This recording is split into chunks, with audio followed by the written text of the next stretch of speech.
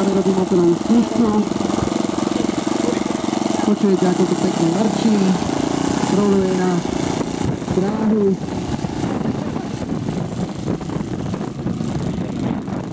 Toto je v podstate rovnobežná no ahoj. ako môj rozhľadci 1.6. Krásny nízky voľnobeh, som zvedavý, či tam má aj prežalovanie.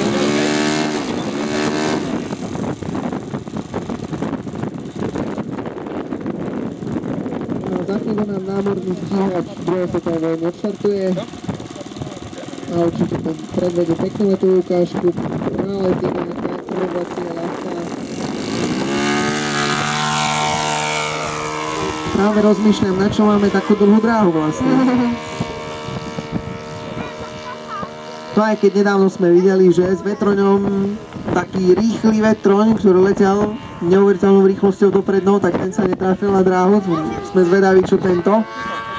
A teraz počúvajte zvuk štvortaktu.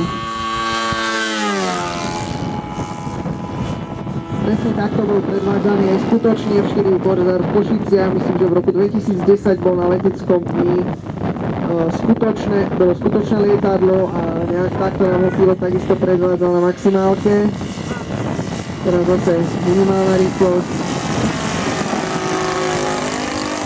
Ja som zvedavý, či s tým vie pilot lietať aj nižšie. Povedzme tak 2 metre.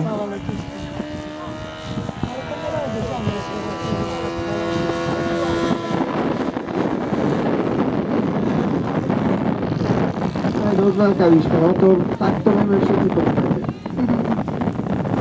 A ešte na chrbte som zabudol povedať tých 2 metrov, no. Ty provokuješ zase na to iba na to všetci, ja? Stále vysoko, stále vysoko, stále vysoko. No, super, pekné. No a teraz to isté z druhej strany na maximálke.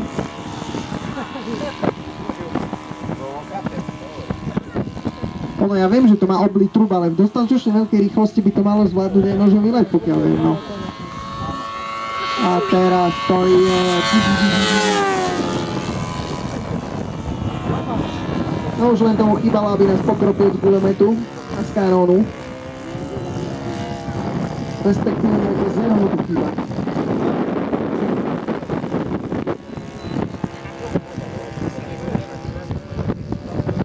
Prípadne všimol som si, že lietadlo má dostatočne veľkú smerovku, to znamená, že nebol by problém ani so súvratom, predpokladám.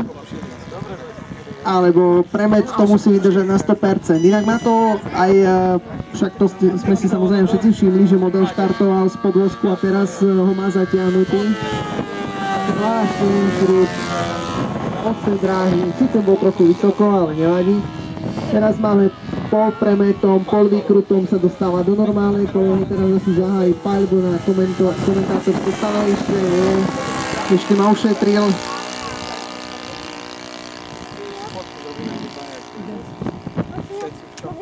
Zaujímavosťou tohto lietadla teda je, že štandardne je v stavebnici dodávaný pevný podvozok, ale pilot pre zväčšenie realizmu letu zainvestoval a dokúpil si zaťahovací podvozok. Vlastne vidíme to, že lietadlo teraz lieta so zasunutým. Inak ďalšou zaujímavosťou tohto lietadla, konkrétne podvozku, je to, že pri zasúvaní sa nohy pootáčajú o 90 stupňov. To znamená, že v normálnej polohe, keď sa vysunú, tak samozrejme tak, aby sa dalo pristať, ale do krídla sa sklápajú na ploche. Teraz vidíme krásne, pilot to vytiahol z maximálnej rýchlosti, toto bude asi premet. Áno, však čo iné.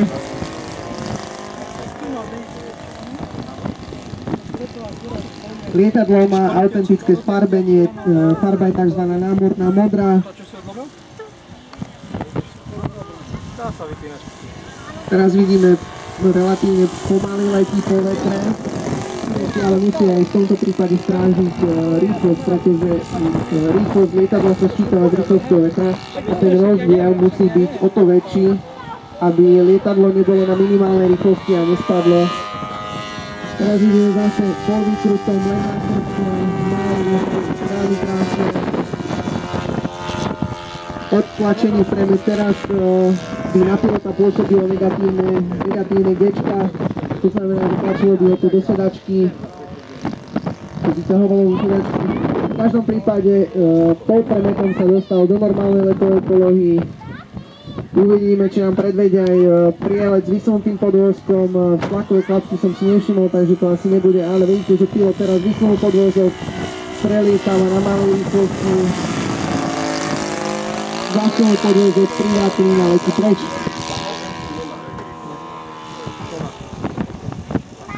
Áno, teraz to bol súvrat, dotočenie sa tzv. Okolo konca krídla.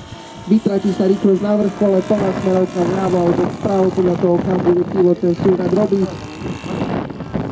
Otočí sa, no a potom vlastne urobí ten obrad, aký sme videli pred chvíľou.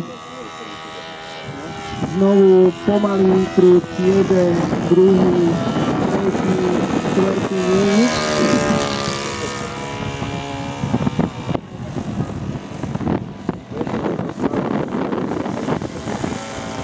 Zase malý premet, áno, otočenie, plný plyn, strelbe, malej rýchlosti, malej výške, áno, ospravedlňujem sa, na veľkej rýchlosti, malej výške.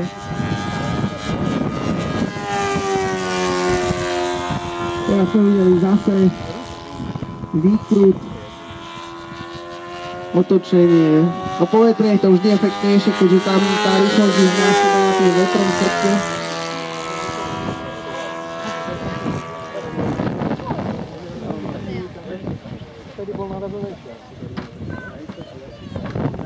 No, som zvedavý, čo bude z tohto.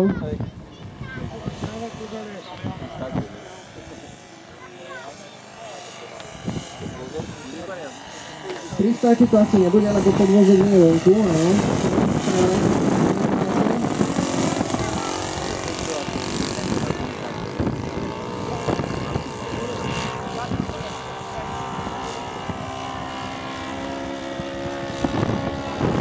Naštartováme pripravený výsledkov, no teraz už to bude prestárne, všimnite si, že niektorí piloti stojí na tej strane, tie komentátorské stanovišťa a pristávajú pred sebou. Títo páni piloti z diaľnice sú zvyknutí opačne. Ide na druhú stranu dráhy a vlastne pristáva medzi seba pilotov. Podvozok je vonku, plyn tam je v podstate minimálny alebo niekde do tretiny, lietadlo vyklesáva, teraz pilot mierne podrobno natiahne, krásne dosadnutie, trošku odskočilo a v tomto vetre nádhera. Ďakujeme veľmi pekne za realistickú letovú ukážku. No a teraz sa opäť budeme kochať Blitzkriegom, teda nie bleskovou vojnou v zmysle Adolfa Hitlera, ale lietadlom Blitzkrieg z roku 1938. Neviem, to je to tak, počúva na dole, počúva na dole. No a štvrták sa aj to o chvíľu do buble a bude oddychovať.